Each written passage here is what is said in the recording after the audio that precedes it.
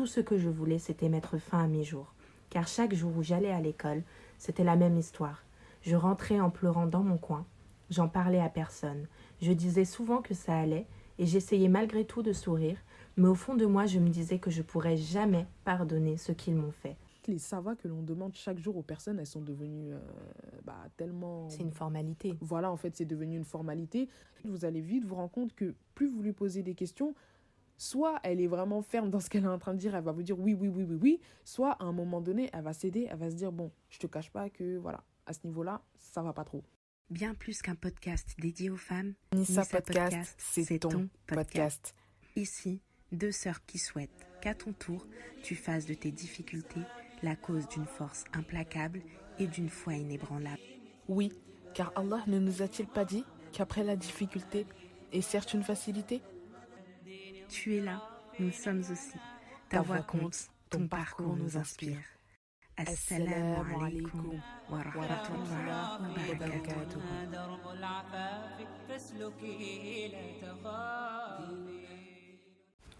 Assalamu alaikum. On espère que vous allez bien. Aujourd'hui, on se retrouve pour un deuxième podcast. Déjà le deuxième, alhamdoulilah. Et qui dit nouveau podcast dit nouveau sujet. Aujourd'hui, comme vous avez pu le voir au titre, nous allons vous parler du sujet sur les épreuves. Et pourquoi les épreuves? Alors, comme vous toutes, plus on avance dans cette vie d'ici-bas, et plus nous sommes éprouvés, que ce soit nous-mêmes ou bien voir nos proches souffrir. De toute façon, toute âme sur cette terre a son lot d'épreuves. En parler, en faire un sujet entier était déjà une idée qui nous tenait à cœur déjà, mais c'est vrai que depuis Nissa Podcast, on est davantage témoins des épreuves des unes et des autres. On va vous partager plusieurs témoignages, Inch'Allah. Des témoignages qu'on a récoltés pour celles qui, du coup, sont abonnées sur Instagram ou connaissent déjà comment on fonctionne. On a pris pour habitude, du coup, à chaque fois demander vos avis, demander vos histoires, vos témoignages, avant de faire, du coup, d'enregistrer nos podcasts, de travailler dessus. Donc, comment? Pour celui-ci, on a encore fait un Google Form, du coup, un questionnaire auquel vous avez toutes pu répondre. Alhamdulillah, on a eu plusieurs réponses, plusieurs témoignages divers et variés. Et aussi des sœurs qui ont pu apporter des conseils pour d'autres sœurs, parce qu'on est des sœurs en Allah, donc il faut se conseiller. On va lire plusieurs des témoignages. Dans cette partie-là, il n'y aura pas tous les témoignages. Pourquoi? Du coup, je vous explique. On a partagé le lien du formulaire sur Instagram. Alhamdulillah, il y avait vraiment plusieurs histoires différentes. Et on a été marqués par le temps que vous avez pris pour répondre. Vraiment, ça nous a beaucoup touchés. Vos histoires, elles nous ont énormément touchés. Donc, on voulait vous le rendre et accorder le plus de temps possible à chacune de vos histoires. Donc, c'est pour ça qu'on va diviser du coup ce podcast-là en deux parties. Donc, il y aura cette partie-là que vous êtes en train d'écouter sur les épreuves. Et Inch'Allah, une autre partie avec le reste des témoignages, Inch'Allah, et des conseils complémentaires. Notamment, on abordera aussi l'aspect religion de façon un petit peu plus poussée. Donc, ce que dit la religion à propos des épreuves. Et pour, du coup, cette première partie, on n'est pas deux, comme d'habitude. Du coup, on est trois. Ça s'est fait un petit peu à la dernière minute. Mais alhamdulillah, du coup, là, aujourd'hui, on a la chance, du coup, d'avoir une étudiante en psychologie avec nous.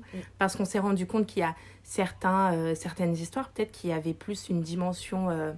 on avait peur de ne pas pouvoir apporter certaines réponses.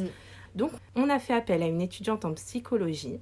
Du coup, vous allez l'écouter juste maintenant. Elle s'appelle Nour. Elle est étudiante en 2e année de psychologie. Et elle va nous aider à avoir un regard un peu plus profond sur tout ce qui est aussi dépression. Il y a eu aussi des histoires d'harcèlement. Ou en tout cas, apporter sa petite touche, Inch'Allah, à ce podcast. Salam alaikum.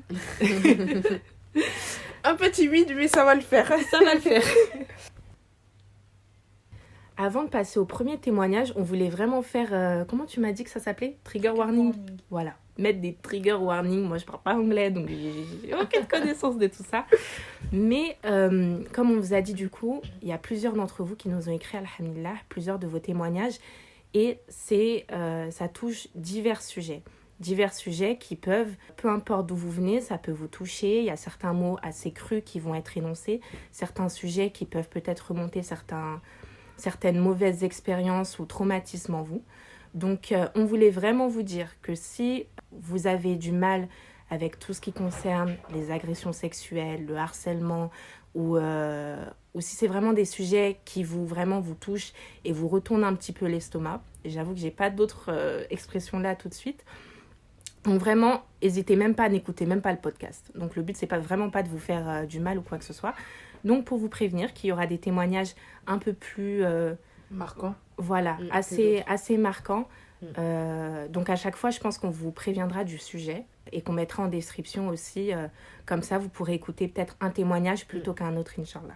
De toute façon, je me permets d'ajouter une petite chose, c'est que dans le deuxième podcast, si vous ne voulez pas écouter le premier podcast qui sera consacré sur des témoignages, vous pourrez écouter l'aspect religion, en fait. Je pense que ça coûte rien. Et là, ce sera beaucoup plus dosé. Ça parlera vraiment, alhamdoulilah, de la religion. Et je pense que ça pourra, l'air de rien, aider. Sans plus tarder, on va vous lire le premier témoignage, Inch'Allah.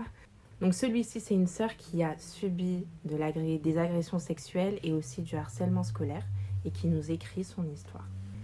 J'ai eu 2 épreuves qui m'ont marquée dans ma vie. Une quand j'étais petite, j'avais 11 ans, j'ai failli perdre ma virginité par un membre de ma famille lointaine. Il a bel et bien essayé d'abuser de moi dans mon sommeil, mais je me suis réveillée avant, alhamdulillah. J'y pensais souvent, très très souvent. Pendant 4 ans, j'y pensais encore et encore. Puis de nombreuses choses me sont arrivées, comme le harcèlement, qui a pour moi aussi été une épreuve dure à vivre et que j'ai vécu durant toutes mes années de collège. Des regroupements autour de moi pour me rabaisser, me faire complexer, me détruire, me faire pleurer, souffrir. Tout ce que je voulais, c'était mettre fin à mes jours. Car chaque jour où j'allais à l'école, c'était la même histoire. Je rentrais en pleurant dans mon coin. J'en parlais à personne. Je disais souvent que ça allait et j'essayais malgré tout de sourire, mais au fond de moi, je me disais que je pourrais jamais pardonner ce qu'ils m'ont fait. Même si ça m'avait fait oublier cette chose horrible que j'avais vécue, c'était par une autre chose encore plus méchante, mais dès que le collège s'est fini, j'ai commencé à y repenser constamment, et c'est là où j'ai pris conscience de ce qu'il m'a fait, ou ce qu'il a failli me faire, alors que j'avais que 11 ans. Je me suis toujours dit que ma mère, mon père et mes frères ne voudront pas que je devienne une personne horrible ou que je mette fin à mes jours. Puis je savais que si on mettait fin à nos jours, on allait en enfer. Alors j'ai continué à prier et à demander à Allah de me protéger, de m'aider. Je pleurais constamment sur mon tapis à cause des mêmes personnes, des mêmes problèmes, et un jour, alhamdulillah, tout est rentré dans l'ordre. J'étais assez grande, mature, et j'étais devenue la personne que je voulais être, tout en étant heureuse. Et j'ai pardonné à ces personnes, même si elles se sont jamais excusées. Allah pardonne, alors qui suis-je moi pour ne pas pardonner? C'est très beau, hein. On voulait vraiment commencer le podcast par ce premier témoignage parce que tu as vraiment traversé quelque chose vraiment de très très très compliqué et Dieu sait à quel point il y a énormément de sœurs et aussi de frères, d'hommes, de femmes, d'enfants, peu importe, qui traversent ça. Ce qui nous a aussi beaucoup marqué, c'est le fait que tu aies réussi à pardonner à ces personnes, même si elles ne se sont jamais excusées. Et déjà, qu'Allah te récompense. Parce que pour pardonner quand même à des personnes qui t'ont fait autant de mal et qui peut-être se sont pas excusées, peut-être qu'elles ne sont pas désolées malheureusement, Allahu alam. Mais déjà le pardon, c'est extrêmement fort. Comme tu l'as dit, Allah pardonne. Nous aussi, on doit en tout cas essayer de pardonner, espérer la miséricorde d'Allah. Et si je peux ajouter quelque chose, c'est que vraiment là, je trouve qu'on a vraiment un bel exemple d'une prière Dieu sait à quel point il y a énormément de personnes qui font ces prières, qui souffrent, qui ont l'impression parfois que leurs prières ne seront jamais entendues. Ouais. Et là, moi, ça m'a marqué parce qu'on a un bel exemple d'une sœur qui a prié pendant longtemps, et sa prière a été entendue aujourd'hui, donc je trouve ça vraiment beau. Parce que c'est vraiment la meilleure arme en soi. Ouais. En tant que musulman, notre meilleure arme, c'est les doigts, c'est la prière. Parce qu'on sait très bien que celui qui détient ce monde, c'est Allah. Et nous, on a un moyen de lui parler, de lui dire à quel point peut-être qu'on est triste, qu'on subit des injustices, qu'on a du mal à s'en sortir. Et on lui parle par l'intermédiaire des prières obligatoires ou surérogatoires. Et il nous écoute et il nous répond. Donc toujours se dire qu'il y a de l'espoir et que on imagine bien que cette épreuve, elle t'a pas laissé indemne, ce qui est normal. Mais en tout cas, toute la réflexion que tu as, c'est vraiment incroyable. Vraiment, Lorma Barik, tu as une maturité vraiment incroyable. Et du coup, aussi, cette sœur nous a partagé un mot pour des sœurs qui seraient éprouvées dans le même cas ou non. Elle nous dit « Allah sait pourquoi il nous éprouve. Un jour ou l'autre, tout ira bien car tout se paye un jour. Et dis-toi qu'Allah t'aime et que s'il t'éprouve, c'est sûrement pour que tu retournes à lui, car tu l'as peut-être délaissé. Ou bien c'est qu'il te pardonne tes péchés en t'éprouvant. Tout ce qu'Allah fait est juste. Il sait pourquoi il a fait cette chose. Patiente très chère, la patience est souvent la clé de la réussite. » C'est vrai. C'est vrai. Et je vais juste rebondir sur ce qu'elle a dit aussi quand elle dit que tout se paye un jour. Tout se paye un jour, je pense que la sœur, ce qu'elle a voulu dire là, c'est que c'est pas... Il n'y a pas d'arrière-pensée en termes de vengeance, en fait. C'est pas de la vengeance, tout se paye un jour. C'est-à-dire que, Yawm al-Qiyamah, le jour du jugement, personne ne sera lésé de ses droits. Chacun aura ce qu'il mérite, que ça soit en bon, que ça soit en mauvais. Donc voilà, je tenais vraiment à préciser...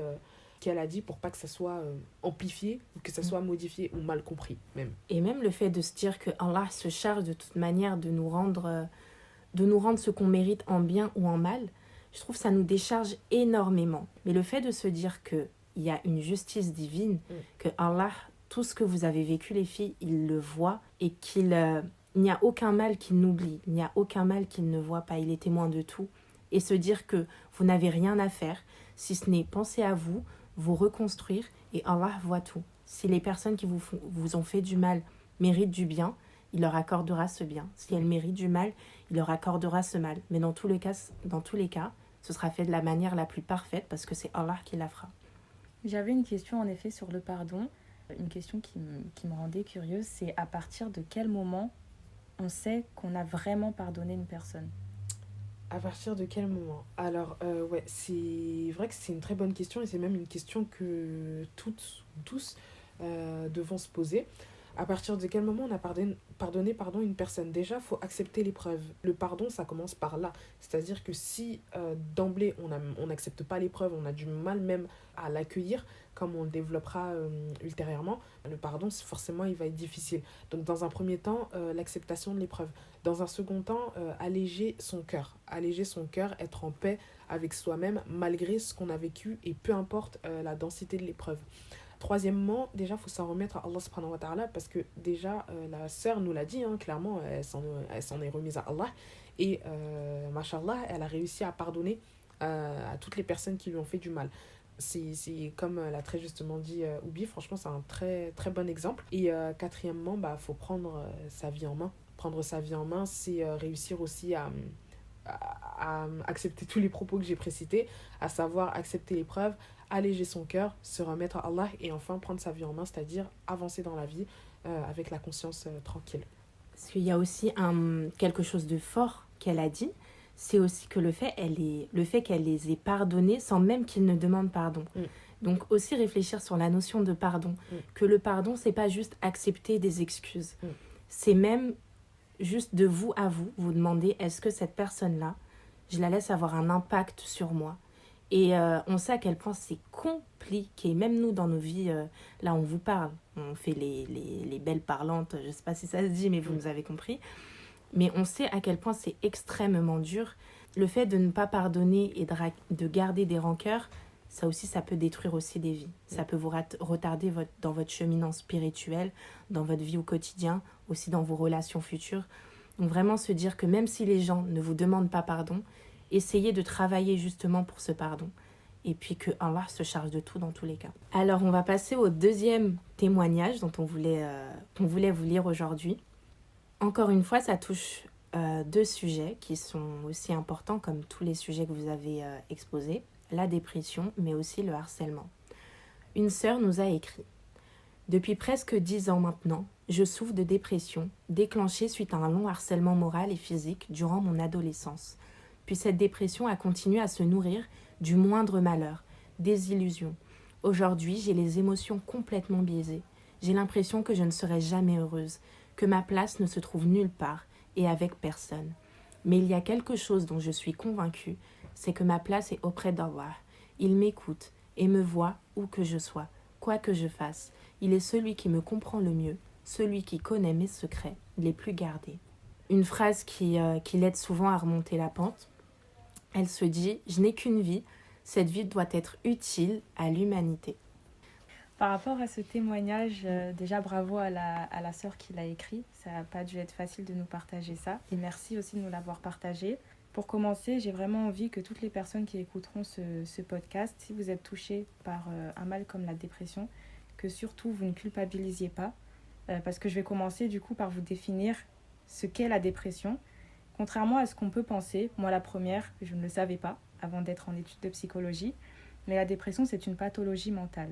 Donc c'est un trouble mental qui est classifié dans 2 manuels, accrochez-vous, 2 manuels qui sont la CIM-11 et le DSM-5, qui rassemblent toutes les pathologies mentales qui sont reconnues par de grands chercheurs en psychologie, en psychiatrie, etc.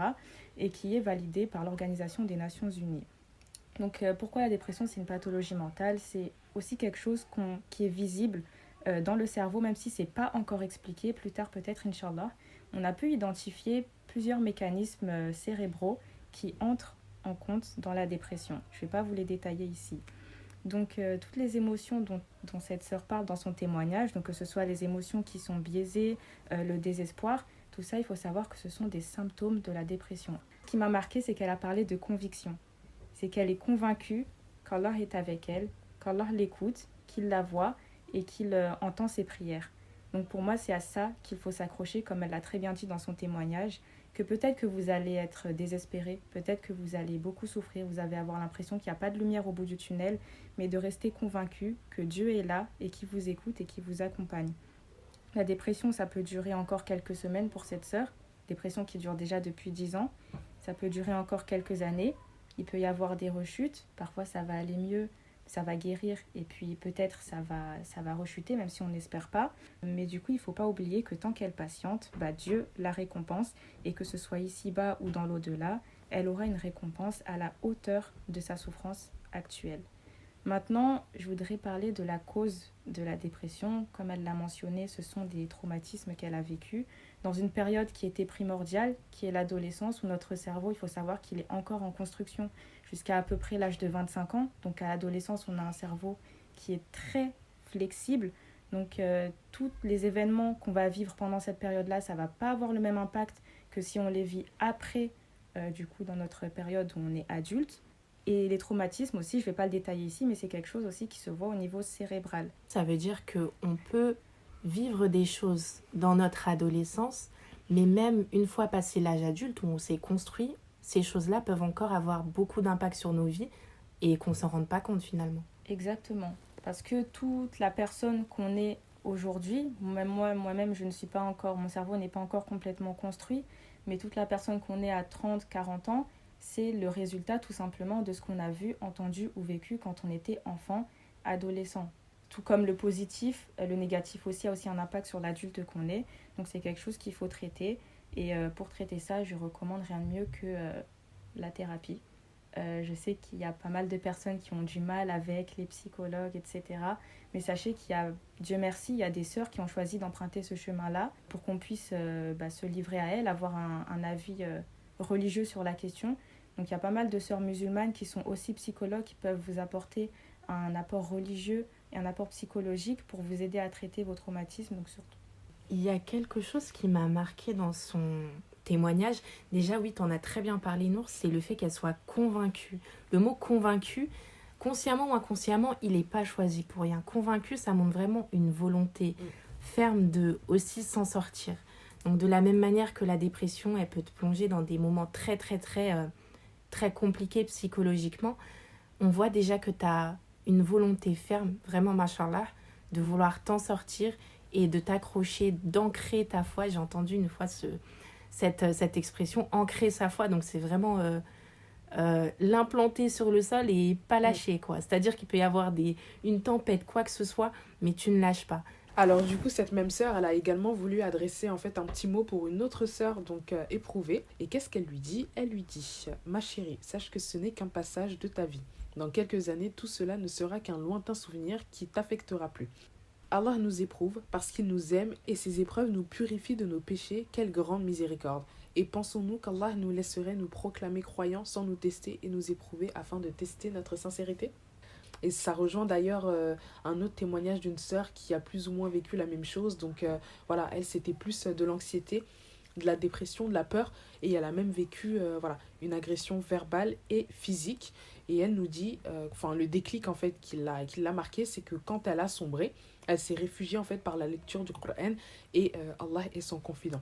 Et du coup, elle, cette même sœur qui vivait en fait de l'anxiété, de la dépression, de la peur et de l'agression physique et verbale, ce qu'elle dit en fait à une autre sœur éprouvée: confie-toi à Allah, écris-lui des lettres et reste optimiste. Viendra un jour où tout cela sera derrière toi, où tu seras heureuse et que tu vivras une paix intérieure et extérieure. C'est ce que j'aurais aimé lui dire et à moi-même aussi.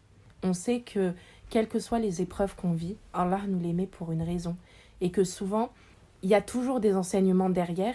Et on voulait à chaque fois, pas seulement vous mettre des témoignages pour vous mettre des témoignages, mais vous mettre aussi ce que les sœurs ont pu en tirer et quelles sont leurs forces au quotidien et ce qui les aide vraiment à tenir dans leurs épreuves. Moi, il y a aussi quelque chose qu'elle a dit, qu'elle a conseillé en tout cas, qui m'a beaucoup marqué, c'est le fait d'écrire des lettres à Allah. Je ne sais pas ce que vous en pensez.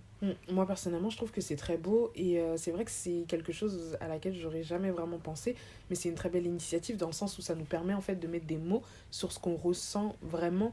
Et moi, je trouve, en tout cas, moi, je suis comme ça, c'est que j'ai beaucoup plus de facilité à écrire qu'à verbaliser en fait ce que je ressens. Et je trouve que, franchement, si ça peut aider à soulager la conscience et à alléger son cœur, je trouve que c'est une très très belle initiative. Et puis c'est la meilleure écoute. Clairement. Donc en soi, vraiment, le conseil, il est hyper précieux que tu donnes là quand l'art te récompense. Amen. Donc là, on va vous évoquer en fait différents témoignages qui nous ont été communiqués par le biais de nos sœurs du coup.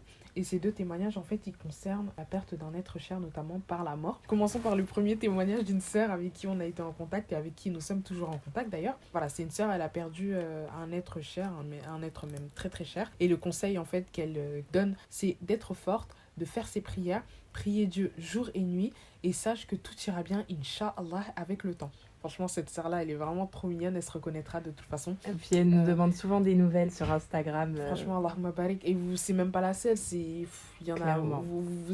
C'est une parmi tant d'autres. Du coup, le second témoignage concernant du coup la perte d'un être cher, c'est une sœur. Donc, on ne veut pas vraiment s'avancer si ça concerne la mort ou si ça concerne la perte dans le sens, la personne, elle est partie. Enfin, voilà, ils n'ont plus de contact. Mais en tout cas, ce qu'elle nous dit, c'est qu'elle a perdu ses parents et 2 jumeaux. Le déclic de cette sœur, ça a été la religion et le fait que Allah a été son secours et elle a tout laissé entre les mains d'Allah. Donc en clair, elle a décidé de s'en remettre directement à Allah subhanahu wa ta'ala.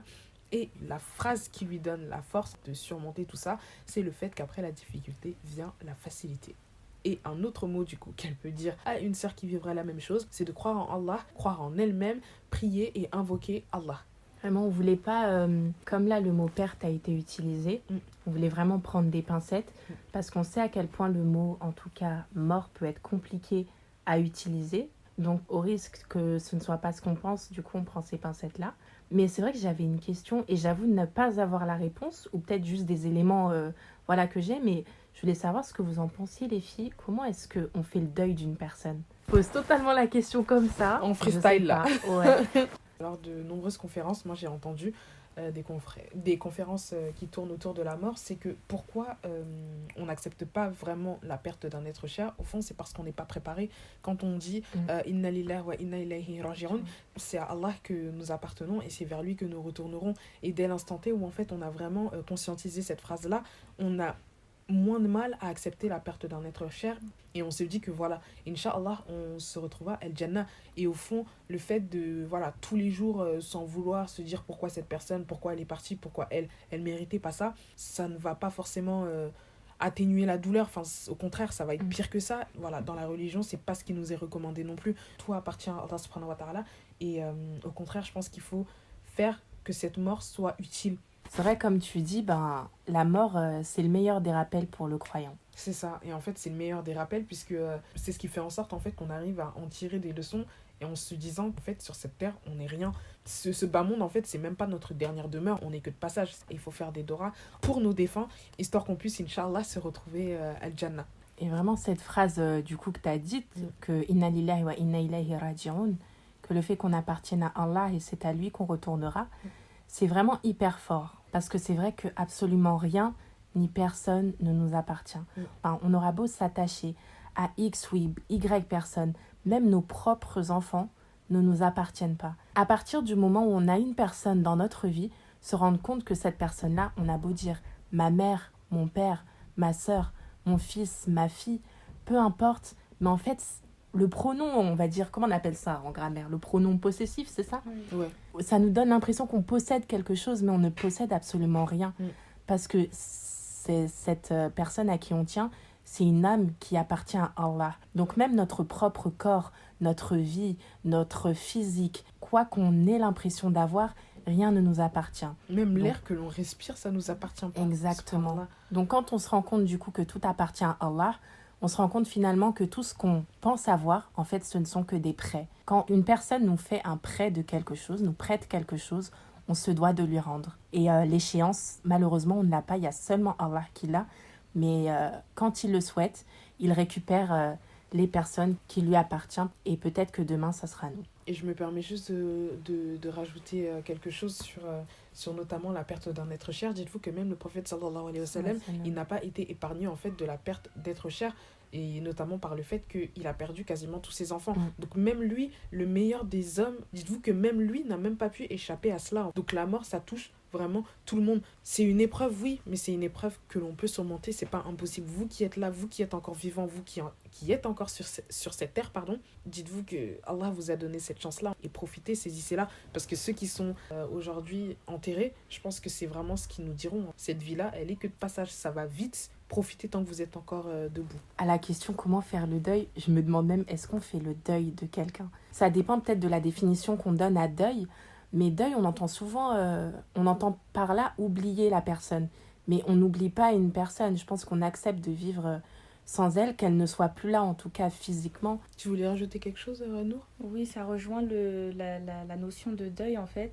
Que pour moi, par rapport à ce que tu as dit, Mama, du coup, ça m'a fait réfléchir sur la vision de la mort. Pour moi, il faudrait qu'on travaille sur nous pour ne pas voir la mort comme une fatalité, comme quelque chose que c'est bon, ça arrive et voilà, c'est hyper malheureux. C'est certes, la mort, c'est quelque chose qui nous fait mal, qui nous fait souffrir, comme tu as dit, Mama, même le prophète sallallahu alayhi wa sallam, il n'a pas été épargné, il a aussi souffert des morts de ses proches, mais que ces personnes-là, elles partent et on doit tout faire en fait pour les retrouver au paradis, Inch'Allah. Donc moi ça me rappelle ce qu'a dit une personne en fait sur la perte d'un être que cette personne a eu, qu'elle disait à cette personne, même si elle est plus là aujourd'hui, on se retrouvera au paradis, Inch'Allah. En tout cas je ferai tout pour que la personne qui est partie, son épreuve, du coup cette vie d'ici-bas a été terminée, à nous de terminer la nôtre d'une façon convenable pour pouvoir les retrouver, Inch'Allah. Donc maintenant, on va passer à des témoignages en fait qui sont assez variés. Donc ce sont 3 témoignages qui n'ont absolument rien à voir, mais qui nous ont aussi marqué de la même manière aussi.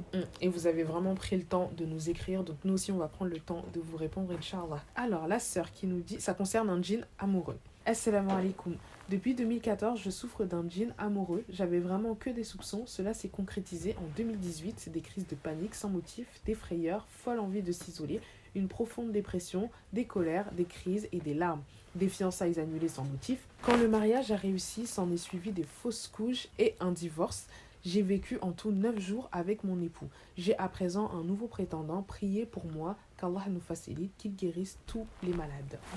J'ai pas le choix. Il y a des jours je perds, il y a des jours je gagne. Tout ce que fait Allah est bon. Le djinn amoureux, c'est vraiment un sujet... j'avoue, je vais pas m'avancer dessus parce que j'ai absolument pas la science dessus, mais c'est un sujet sur lequel je me suis en tout cas renseignée à ma petite échelle. Et ce qui fait que déjà, ça existe, c'est réel, c'est une problématique qui est réelle. Il y a certaines femmes qui souhaitent se marier et malheureusement, elles se rendent compte après plusieurs tentatives qu'il y a quelque chose qui bloque. Et il peut arriver à un moment donné qu'on se dise que non, ça va plus que ce qui se passe ici-bas. En tout cas, non, ça continue de se passer ici-bas, mais il y a quelque chose peut-être qui relève peut-être de l'invisible, de l'inconnu. Quelque chose que nous, en tant qu'être humain, on ne saurait peut-être pas expliquer ou on mettrait difficilement le doigt dessus. Et c'est peut-être que là que l'option du djinn amoureux peut faire surface. Si c'est le cas, vraiment qu'Allah te protège, multiplie vraiment la lecture du Coran, l'écouter à chaque fois. La sœur qui précédemment me disait aussi d'écrire des lettres à Allah. Je trouve ça vraiment très beau, machallah. Le faire aussi. mais renforce vraiment au maximum ta relation avec Allah. Parce qu'il y a aussi une chose à garder en tête, c'est que rien ne peut t'atteindre si ce n'est par la permission d'Allah. C'est-à-dire que ce soit un djinn ou qu'une personne veuille te porter atteinte avec des armes ici-bas ou des armes qui relèvent peut-être du monde de l'invisible, elle ne pourra rien faire tant que Allah ne l'aura pas permis. C'est-à-dire que si une personne te souhaite du mal et fait en sorte qu'il t'arrive du mal, peu importe avec quels moyens, si son intention t'atteint, c'est pas parce que peut-être qu'Allah a voulu que ce soit une épreuve pour toi en tout cas. Donc toujours garder au centre, c'est extrêmement important parce que quand on oublie ça, quand on perd ça en tête, on finit par tomber dans le shirk, l'association, et oublier que c'est Allah qui détient tout d'abord. Donc la première chose dans cette épreuve, c'est que c'est Allah qui t'en sortira, te rapprocher de lui, continuer à lire le Coran, vraiment t'en rapprocher un maximum. Si tu as besoin d'aide, c'est possible dans les cas aussi de djinn, en tout cas à ma connaissance. Parfois, peut-être qu'on a du mal à effectuer une ruqya, en tout cas sur nous-mêmes, ce qui est recommandé en premier lieu. On peut avoir du mal. C'est possible aussi de demander de l'aide extérieure. Dans ce cas, quand il s'agit de demander d'aide extérieure, je te dirais vraiment de faire très très très attention à toi, te renseigner en tout cas sur vraiment les intentions de la personne. Après, bien sûr, il n'y a que Allah qui les connaît, mais vraiment garder en tête que c'est Allah qui te sortira de cette situation et personne d'autre. Qu'Allah te facilite cette épreuve et qu'Allah te facilite la voie vers le mariage. Donc ensuite, on a un autre témoignage. Donc cette sœur nous dit: oui, j'ai rencontré un homme il y a longtemps. J'étais jeune et il a profité de moi, puis divulgué le tout à notre entourage. Après plusieurs mois de chantage, plus personne ne voulait m'adresser la parole. J'étais pointée du doigt et délaissée toute seule face à cette histoire qui me dépassait. Pendant de longues années, j'étais fort isolée et je n'osais pas parler aux gens. Je me suis concentrée sur moi-même et j'ai investi mon temps dans mes études. Pendant que je vivais le chantage et la pression, donc les regards aussi des gens, je me répétais tous les jours que ça allait passer et que cela devait arriver pour une raison. J'étais en tort, mais je ne méritais pas cet acharnement. Cela ne m'a pas tout de suite rapproché d'Allah car j'avais honte, mais ça m'a rendu humble d'une manière. J'ai vécu comme un blackout de cette période de ma vie car ça faisait mal, mais tout en valait la peine car je suis amoureuse de la personne que je suis aujourd'hui. La force que j'ai, l'intelligence émotionnelle que j'ai développée à la suite de cette épreuve, aussi jeune, la confiance en Allah, le Tout-Puissant, et en son destin font que je suis devenue une meilleure personne et j'ai hâte de transmettre ces notions à mes futurs enfants, Inch'Allah. Je terminerai par dire qu'Allah m'a fait vivre ça pour une raison, peut-être par punition, pour m'apprendre certaines leçons ou pas, mais j'en suis ressortie tellement forte et capable d'être seule. Je n'ai pas honte de moi car seul ce qu'Allah pense de moi m'importe. Il n'est jamais trop tard pour se repentir, sois-en sûr, et même si tes péchés t'apparaissent comme des montagnes, même si ton retour vers le sage te semble impossible, sache qu'il n'est jamais trop tard pour revenir repentante à lui. Donc en parlant d'Allah subhanahu wa ta'ala. Une phrase qui la motive en fait à surmonter ces épreuves, c'est « aucune douleur ne dure éternellement ». Et enfin, un conseil qu'elle peut donner notamment à une sœur qui vit la même chose, c'est que tout arrive pour une raison, sois patiente et fais les causes pour changer ta vie, multiplie les invocations, les prières sur le prophète sallallahu alayhi wa sallam, laisse le tout entre les mains d'Allah, sois-en sûr, c'est la meilleure chose à faire, ce qui ne tue pas te rendra plus forte. Qu'avez-vous à dire ? Cette histoire vraiment, en fait ça touche vraiment énormément de sujets, vraiment énormément. Ça part des fréquentations qu'on a peut-être toutes eues étant jeune ou pas. Donc les fréquentations, c'est aussi une épreuve dans la vie d'une femme ou d'un homme. Puis ça parle finalement de chantage aussi. Et puis ensuite des épreuves qui viennent, des répercussions qu'elle a encore, ou en tout cas qu'elle a eu pendant X temps, qu'elle a aussi peut-être encore aujourd'hui. Un mot aussi qu'elle a utilisé et qui m'a marqué, elle nous dit, je cite, « Je terminerai par dire qu'Allah m'a fait vivre ça pour une raison, peut-être par punition », et elle nous met un point d'exclamation. Est-ce que tu peux nous expliquer pourquoi elle utilise le mot punition et est-ce que parfois les épreuves sont aussi une punition d'Allah ? Est-ce que c'est une punition ? Franchement, Allahu a'lam. Moi, je dirais Allahu a'lam, mais en tout cas, ce qui est sûr et là où j'ai une intime conviction, c'est que toute épreuve qui vous atteint doit vous servir en fait de leçon. Une épreuve qui vous touche, déjà, c'est pas un hasard. Une épreuve qui vous touche, forcément, il y a quelque chose. Un enseignement derrière. Exactement. Il y a un enseignement, subhanallah, qui est rempli en fait de sagesse. Et cette sœur-là, subhanallah, elle en a fait une force et c'est ce qui a fait d'elle la personne qu'elle est aujourd'hui, au point même qu'elle nous dise « J'en suis ressortie tellement forte et capable d'être seule, je n'ai pas honte de moi car seul ce qu'Allah pense de moi m'importe. J'ai envie d'ajouter aussi que même si on voyait notre épreuve comme une punition, ce ne serait pas quelque chose de mal en soi. Parce qu'il vaut mieux, selon moi, et je pense que vous êtes d'accord avec moi, être puni ici-bas plutôt que dans l'au-delà. Et c'est vrai, un point aussi important dans toute épreuve qu'on dit, gardez toujours une bonne opinion d'Allah. Comme tu le disais, Nour, la punition, c'est pas une mauvaise chose en soi. Que Allah, dans toute épreuve qu'il nous donnera, soit ça va être, dans tous les cas, ça va être pour qu'on se rapproche de lui. Ça peut être aussi pour nous apprendre certaines leçons. Ça peut être aussi pour nous empêcher peut-être quelque chose de pire qui aurait pu nous toucher. Allahu a'lam. Peut-être que quand on va traverser certaines choses, on aura l'impression d'avoir compris tout. Ok, Allah me fait traverser ça parce que en fait c'est pour ci, c'est pour ça, c'est pour ça. Mais finalement, on aura beau donner toute l'interprétation qu'on veut à nos épreuves, c'est même pas un millième, je pense, des plans d'Allah. Parce que sa sagesse, finalement, elle est vraiment infinie. Donc vraiment se rendre compte que parfois, il y aura certaines épreuves, on ne voit pas le bout, on ne sait pas pourquoi on les vit, on ne sait pas pourquoi on les vit pendant aussi longtemps, mais finalement, Allah, il le sait. Donc toujours garder une bonne opinion et que c'est toujours pour notre bien. Même si on ne le voit pas, parce que dans la souffrance, c'est compliqué aussi de voir le positif, mais toujours en tout cas rester ferme, convaincu, vraiment le mot qu'une sœur a utilisé, rester convaincu en tout cas que Allah veut notre bien et que c'est pour vraiment qu'on soit les meilleures versions de nous-mêmes ici-bas. Et aussi pour revenir sur le mot punition, dites-vous aussi une chose les filles, peut-être quand vous allez traverser certaines épreuves, vous allez être dans des moments de votre vie plus compliqués que d'autres, dites-vous, j'ai tellement mal, peut-être j'ai vraiment tellement mal au point de crier de douleur, ce que vous voulez, mais j'ai tellement mal que je me demande même, mais qu'est-ce que j'ai pu commettre comme péché aussi grave après Allahu Alam, pour que Allah veuille me purifier de ce péché en m'éprouvant ici-bas. Vraiment, voyez les choses comme ça. Et quand on voit le fait que, comme Mama, comme tu as dit, que tout, je sais pas, tu l'as très bien dit, moi je ne saurais pas le dire comme tu l'as dit, mais que tout peut-être mal qui nous arrive, ça vient un peu de nos propres mains. Nous dire que il y a toujours une raison et se dire que cette chose, peut-être un péché qu'on a commis un jour, Allah voudrait nous le faire comprendre aujourd'hui par le biais de cette épreuve, se rendre compte que ce péché qu'on a commis ce jour-là, Allah aurait très bien pu l'omettre en tout cas ici-bas, nous le rappeler demain au jugement dernier, Inch'Allah, et puis nous laisser dans l'ignorance ici-bas. Donc vaut mieux peut-être avoir mal ici que dans l'au-delà, comme tu l'as très bien dit, Nour. Même si c'est pas facile, c'est même hyper compliqué. Donc autant pouvoir avoir la chance aujourd'hui de se réformer ici-bas et en espérant que Allah nous pardonne chaque chose de mal qu'on aurait pu commettre. J'ai tendance à penser, lorsque je suis éprouvée personnellement, j'ai tendance à me demander, mais quelle vie j'aurais menée si je n'avais pas eu cette épreuve dans ma vie ? Peut-être qu'on aurait fait des mauvaises actions, c'est Dieu qui sait, mais non, absolument pas. Mais je me dis, si sans cette épreuve-là, j'aurais mené une vie dans l'égarement, je ne sais pas si c'est français ce que je dis, alors heureusement, franchement, Dieu merci qui m'a mis cette épreuve-là, parce que c'est meilleur, tout simplement. Et même, on se rend compte qu'en soi, ce qu'on vise en tant que musulman, c'est le paradis.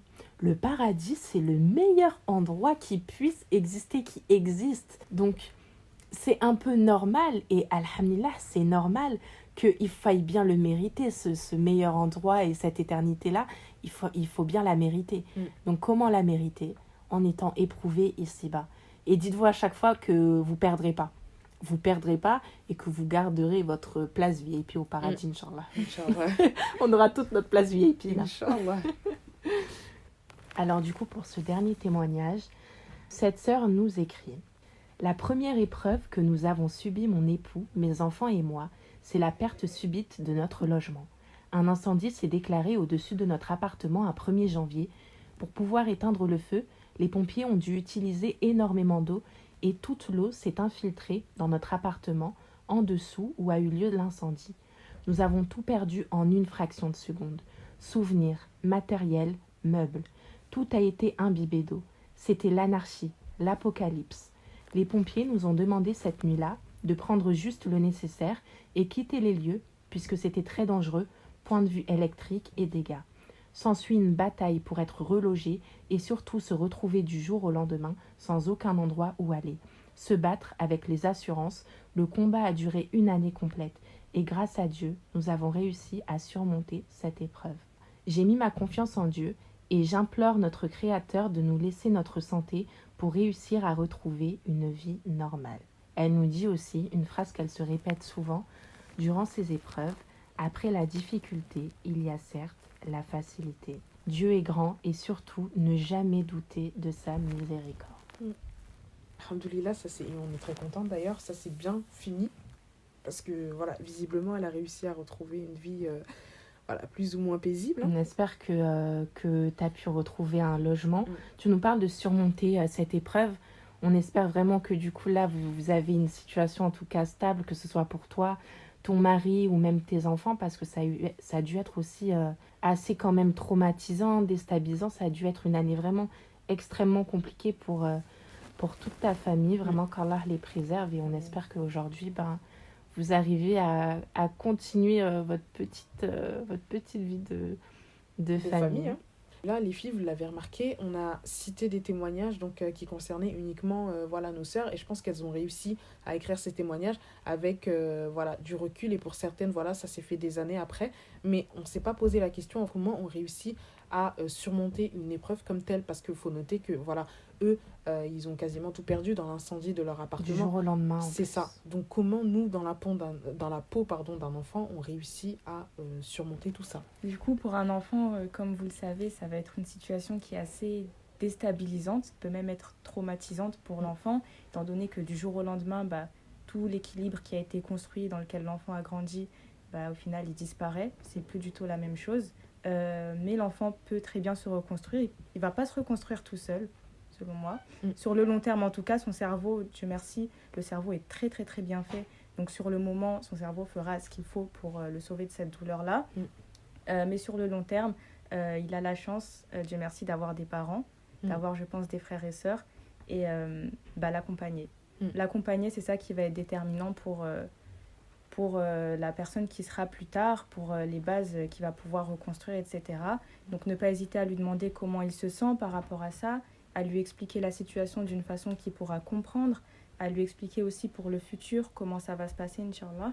Donc, c'est vraiment l'accompagnement et le fait qu'ils se rendent compte que, certes, on a perdu tout ça, mais les personnes avec qui j'ai grandi, elles sont toujours là pour moi et c'est pas une fatalité, c'est pas quelque chose qui va se reproduire continuellement dans ma vie. Donc voilà.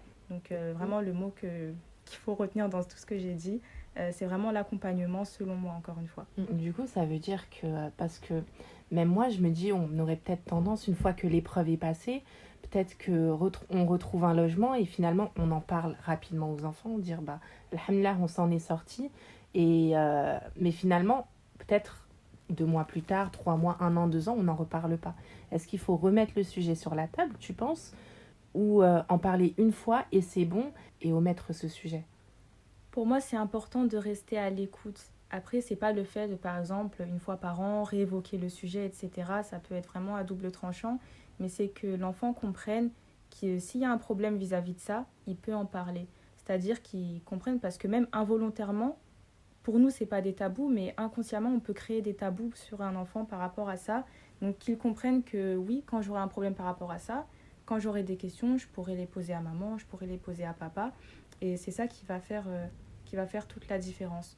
Donc non, pour moi, ne pas en parler une fois et dire « Ok, c'est bon, le sujet est classé » parce que l'enfant va avoir d'autres questions par la suite, mais garder la être là pour l'écouter. Ouverte, c'est ça, être là pour l'écouter surtout. Du coup, à présent, pour terminer ce podcast, en fait, on va vous donner divers conseils concernant toutes les épreuves que vous avez vécues. Donc, dans un premier temps, sachez que le messager d'Allah, sallallahu alayhi wa sallam, a dit « Il n'est pas une fatigue, une maladie, un souci, une tristesse, un mal, une angoisse ou même une épine qui n'atteint le croyant sans qu'Allah ne lui efface pour cela une partie de ses péchés. » Donc, c'est un hadith qui a été rapporté par Muslim et Al-Bukhari. Donc, ça, c'est une raison de plus pour laquelle, en fait, il faut accueillir, comme on l'avait dit tout à l'heure, accueillir notre épreuve. Donc, moi, personnellement, subhanallah, c'est vrai que, personnellement, quand tout va bien dans ma vie, c'est très paradoxal, hein, mais je suis pas du tout sereine parce que, Je pense beaucoup au fait qu'Allah n'éprouve que ce qu'il aime. Malheureusement, aujourd'hui, Shaitan, en fait, il arrive à faire sombrer et manipuler beaucoup de monde malgré nous et malgré eux, du coup. Après, il y a aussi un point, c'est que moi, je pense vraiment qu'on est éprouvé tout le temps. Même quand on n'est pas dans une épreuve, en tout cas apparente, en fait, on est éprouvé.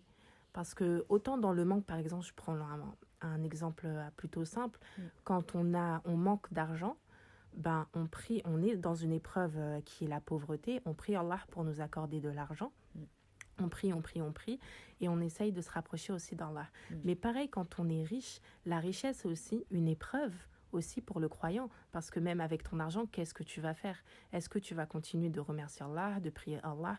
Donc vraiment, même l'abondance, l'absence, entre guillemets, d'épreuve, c'est aussi une épreuve pour le croyant. Déjà, on va commencer par un premier conseil qu'on peut donner à nos sœurs, donc lié à tous les témoignages, c'est le fait de prendre sa vie en main. Sachez les filles que peu importe ce que vous vivez, donc peu importe le degré de l'épreuve que vous vivez, l'épreuve, elle sera là. Ça sert à rien de s'empêcher de dormir, ça sert à rien de s'empêcher de vivre, ça sert à rien de rester recluse en fait sur soi-même. L'épreuve, elle sera là. Donc autant s'en remettre à Allah et se relever encore plus fort en se disant que voilà, là, l'épreuve m'a touché, c'est un fait, c'est un constat. Mais il va falloir que je me relève, il va falloir que j'aille au-delà de ça. Je me permets juste de préciser un petit point, c'est que cette réflexion que je viens d'évoquer, donc le fait de dormir sereinement, en fait, ça n'a en aucun cas pour but de minimiser l'épreuve que vous vivez. Le but, en fait, et le message à faire passer, c'est de prendre sa vie en main et de ne pas se laisser aller. Vraiment lâcher prise, dans le sens que Allah finira un jour ou l'autre par vous apporter une solution à vos problèmes, et que du moment que l'épreuve est là, elle ne partira seulement que si Allah l'a décidé. Donc nous, on n'a pas de pouvoir dessus, donc autant continuer à vivre.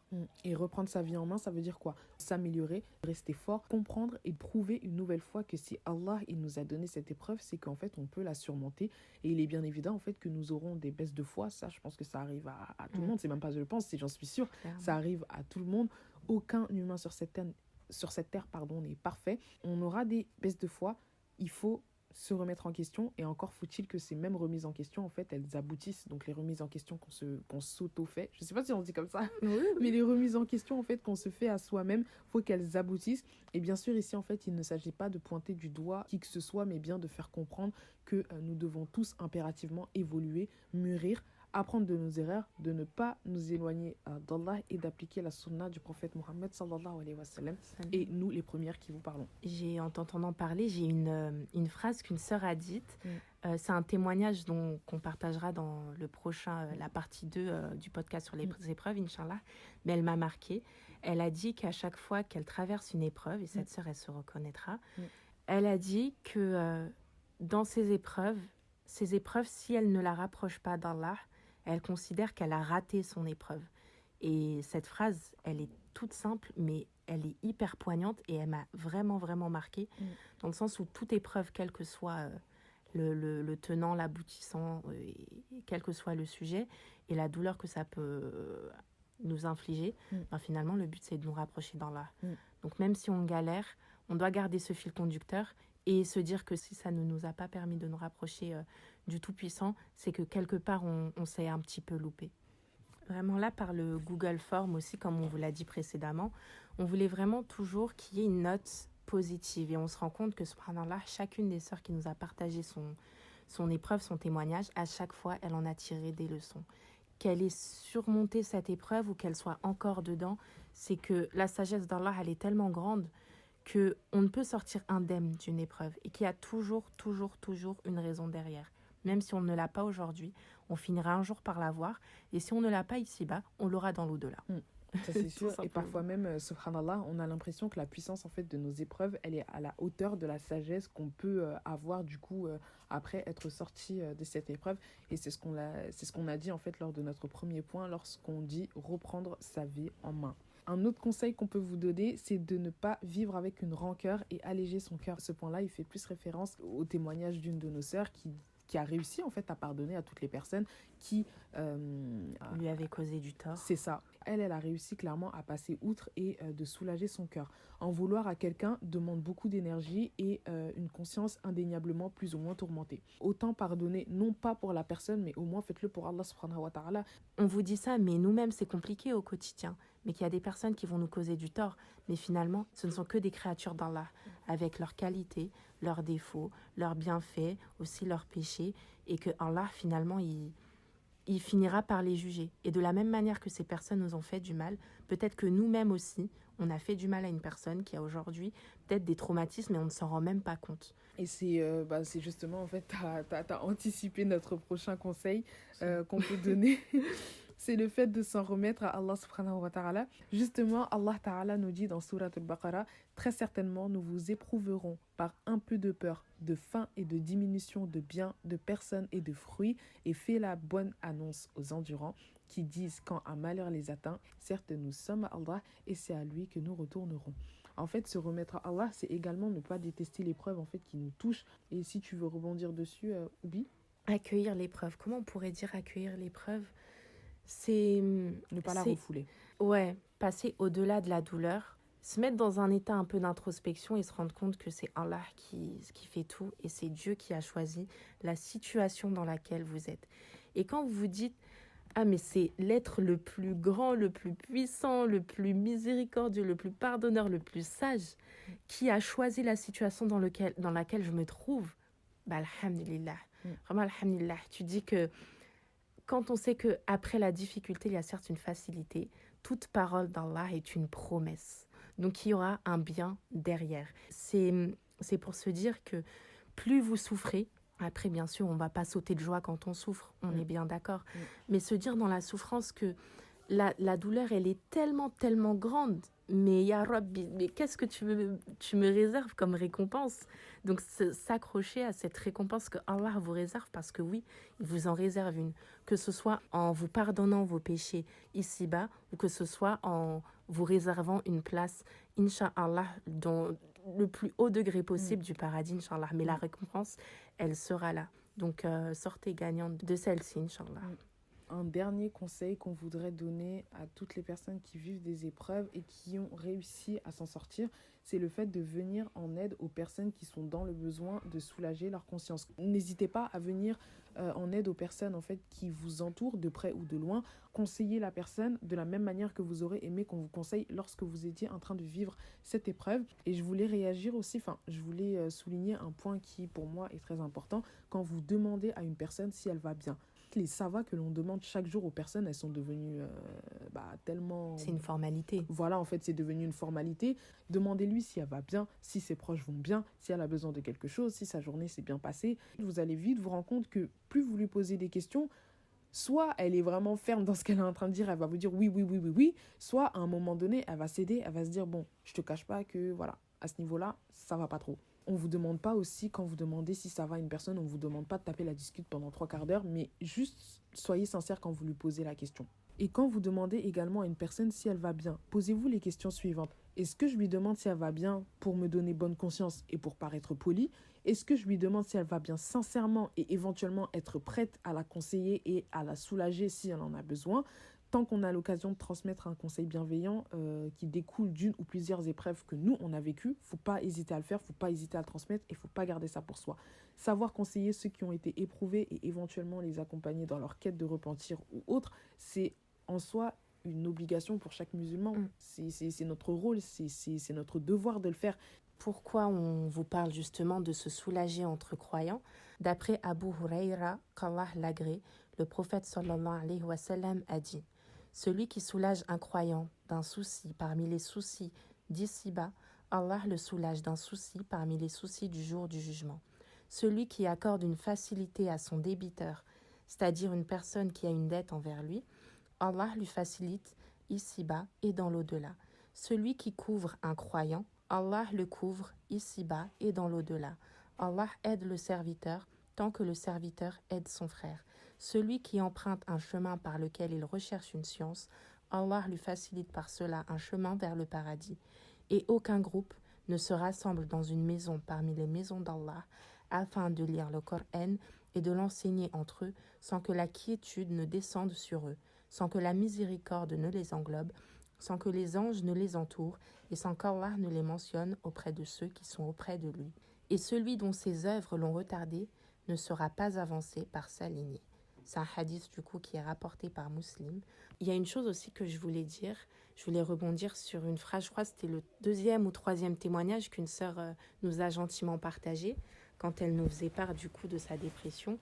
Elle nous disait qu'elle trouvait plus sa place et qu'elle avait l'impression qu'elle ne serait jamais heureuse.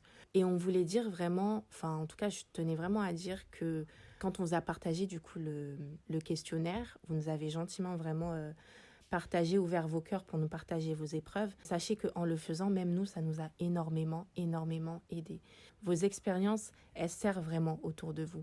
Le fait d'avoir lu tout ça, même par rapport à peut-être X ou Y choses qu'on peut vivre au quotidien, ça m'a beaucoup remise en question, ça m'a encore plus donné envie d'enregistrer ce podcast. Et voilà, vous êtes juste des vaillantes.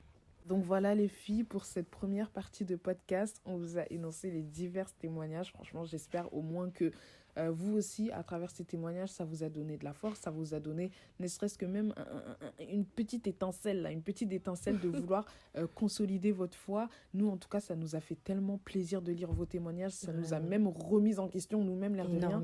Énormément, mais vraiment. Donc, qu'Allah subhanahu wa ta'ala vous facilite. Amen. Et on se retrouve pour la partie 2 du podcast, toujours concernant les épreuves. Donc, bien sûr, on remercie infiniment l'étudiante en psychologie Nour qui nous a vraiment assisté pendant du coup ce podcast-là. Elle nous a tellement aidé. Je pense que vous aussi, elle vous a aidé. On vous mettra en description, Inch'Allah, son Instagram. Du coup, c'est Ambition de Nour, au cas où si vous voulez un peu peut-être discuter avec elle ou voir un peu ce qu'elle partage. Donc voilà, on vous souhaite une bonne journée, une bonne soirée, une bonne nuit, peu importe quand vous l'écoutez. Et puis, à une prochaine fois, Inch'Allah. Assalamu alaikum wa rahmatullah wa barakatuhu. Bismillahir Rahmanir Rahim. Alam nashrah laka sadrak wa wada'na 'anka wizrak alladhi anqadha dhahrak wa rafa'na laka dhikrak فإن مع العسر يسرا إن مع العسر يسرا فإذا فرغت فانصب وإلى ربك فارغب